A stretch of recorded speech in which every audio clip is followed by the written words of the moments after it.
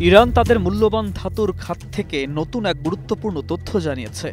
দেশটির দক্ষিণ খোরাসান অঞ্চলের সাদান সোনার খনিতে পাওয়া গেছে উল্লেখযোগ্য পরিমাণ নতুন সোনার মজুদ। এই আবিষ্কারকে ইরানের সাম্প্রতিক খনি খাতের অন্যতম বড় সাফল্য হিসাবে দেখা হচ্ছে।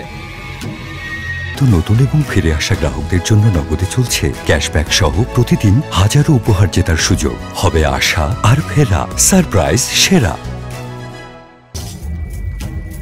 এএফপি স্থানীয় সংবাদ মাধ্যমের বরাত দিয়ে জানায়, নব আবিষ্কৃত শিরা কাঠামোতে রয়েছে প্রায় 7.95 মিলিয়ন টন অক্সাইড সোনার আকরিক এবং 53.1 মিলিয়ন টন সালফাইড সোনার আকরিক। খনিটির এই নতুন মজুদ ইতোমধ্যে শিল্প, খনি ও বাণিজ্য মন্ত্রণালয়ের আনুষ্ঠানিক অনুমোদন পেয়েছে।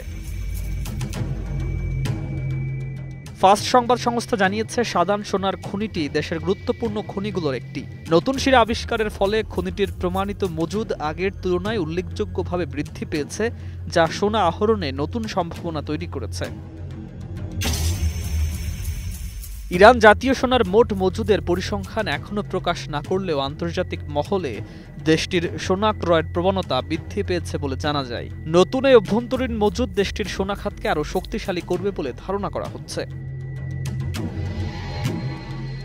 বর্তমানে দেশটিতে 15টি সোনার খনি রয়েছে। এর মধ্যে উত্তর পশ্চিমাঞ্চলের জারসুরান সবচেয়ে বড় হিসাবে পরিচিত। তবে সাদান খনিতে নতুন মজুদ যুক্ত হওয়ায় খনিটি ইরানের সোনা উৎপাদন ব্যবস্থায় আরও গুরুত্বপূর্ণ অবস্থানে চলে এসেছে।